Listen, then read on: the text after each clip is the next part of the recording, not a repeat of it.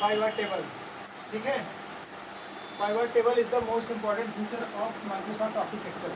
Pivot table जो है Microsoft office Excel का सबसे इंपॉर्टेंट फीचर्स है। It is use to categorise and summarise data with the help of pivot table you can easily access your data by one. इसमें ये होता है कि तुम अपने डाटा को आसानी से कैटेगराइज कर सकते हो।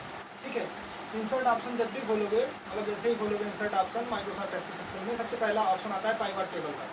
उसके अंदर दो ऑप्शन आते हैं, एक पाइवट टेबल होता है और दूसरा होता है पाइवट चार्ट। इसमें क्या होता है, जैसे तुम लोगों ने अभी तक इतने डाटा बनाए हैं, जैसे क्वांटिटी अलग, प्रोडक्ट अलग, प्रोडक्ट नेम अलग, ठीक है, मंथली सेल अलग या फिर वीकली सेल, जो भी डाटा बनाया है, अगर कहीं आप काम कर रहे हो और आपसे कोई पूछता है कि मुझे सिर्फ सेल का डाटा दिखाओ कि कितना हमारा माल बिका है, मतलब एक महीने में या फिर एक हफ्ते में या फिर एक साल में, तो तुम जैसे ही जो भी डाटा आप बनाए हो, जो भी वर्कशीट पे काम किए हो, उसको क्या करोगे, उतना सेलेक्ट कर लोगे। सेलेक्ट कर लोगे और फिर उसके बाद इंसर्ट टेबल में जाके पाइवट टेबल चूज़ करोगे, पाइवट टेबल या फिर चार्ट। चार्ट में क्या होता है, अगर तुमको ग्राफ के रूप में दिखाना है तो चार्ट यूज़ करोगे, ठीक है, और अगर टेबल में दिखाना है जैसे कॉलम में, तो तुम उसको क्या बंद कर लोगे, टेबल लोगे। तो टेबल ले लोगे, तो टेबल लेने के बाद उसमें जैसे इस टेबल सेलेक्ट करोगे उसमें आ जाता है, सबसे पहला ऑप्शन आता है इससे पाइवट टेबल, टेबल अरे।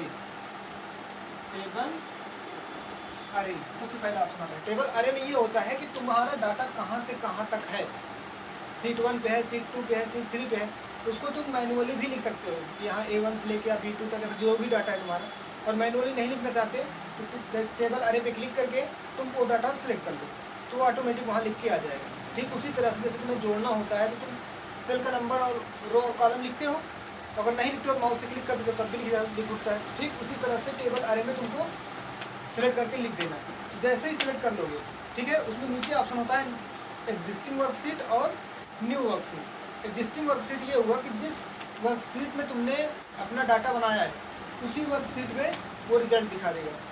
ठीक है, तो अगर तुमको खुद देखना है तो तुम उसी वर्कशीट का इस्तेमाल कर सकते हो, लेकिन अगर उसका प्रिंट आउट निकाल के देना है तो तुम क्या करोगे, न्यू वर्कशीट का इस्तेमाल करोगे, क्योंकि अगर उसी वर्कशीट पे अगर वो रहेगा तो तुम जब प्रिंट निकालोगे तुम्हारा वो पूरा डाटा का भी प्रिंट निकलेगा और उसका भी निकलेगा, है ना। तो तुमको वो न्यू वर्कशीट चूज़ करना है अगर किसी को प्रिंट देना है तो न्यू वर्कशीट जब करोगे तो जो भी इसका रिजल्ट आएगा वो किस पे आएगा, न्यू वर्कशीट पे आएगा। ठीक है, तो उसमें ऐसे जैसे ही तुम सेलेक्ट करोगे उसमें तुम्हारे जितने भी कॉलम होंगे, जितने भी तुम्हारे ऑप्शन होंगे, जैसे मान लो सीरियल नंबर है, सीरियल नंबर, क्वांटिटी ना, प्रोडक्ट नेम, या फिर जो भी तुम्हारा कॉलम है ऐसे लेके जेड तक ऐसे एक बन के आ जाएगा।